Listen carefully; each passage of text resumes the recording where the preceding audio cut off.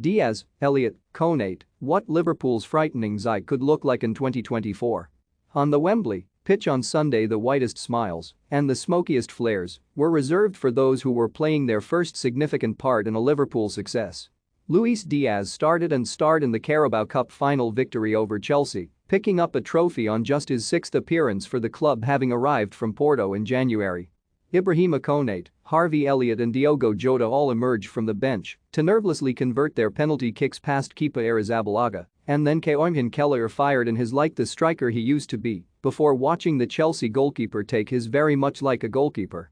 The Liverpool bench erupted after the victory, and there was a genuine sense that this was a win which had been achieved by the squad as a whole as opposed to a set Reds side. Jurgen Klopp was keen to point that out after the match, and it wasn't long before minds turned to just what the Reds can achieve for the rest of the season. But what about beyond that? There was a strong glimpse of the Liverpool of the future on Sunday, and a side that will perhaps outlast Klopp once he decides to call it a day.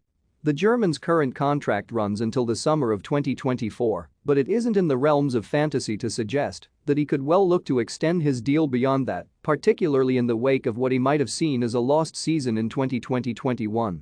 But, for argument's sake, let's suggest that he'll leave at the end of his current deal. How could Liverpool look then?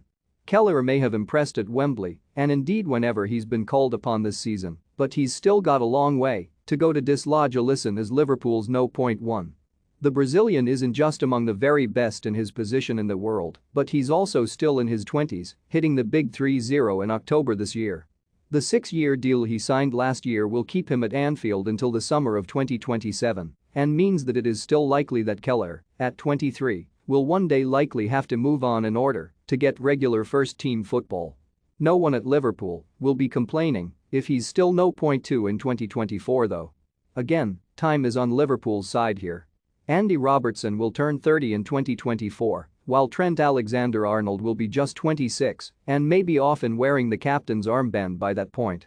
The most interesting player to watch will perhaps be Konate though, with the Frenchman by then still just 25 and potentially delivering on the promise he has already shown during what has been a fine first season in English football. He could very well be the first-choice central defender by that point, with the position alongside him maybe operating on a rotational basis, although you'd still back Virgil van Dijk, by then 33, to play in more than his fair share of matches. It won't be until the penultimate month of the 2023-24 season until Elliott turns 21, by which point Liverpool will hope that his immense promise is being recognized with key roles in their side. Having now established himself as a midfield player and not taking up a role in the front three, he could expect to be at the head of the queue for midfield place.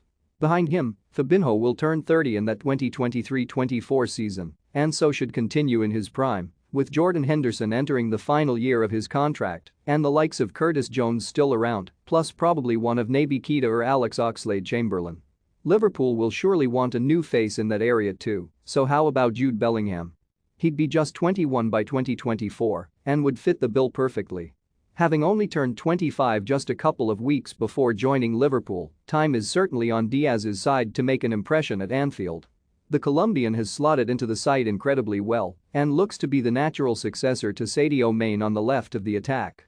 Centrally, Diogo Jota will surely be around and scoring goals for Liverpool for years to come, and with young talents such as Cade Gordon on the production line, then the right side of the attack should be well supplemented. But we all know what the big question is.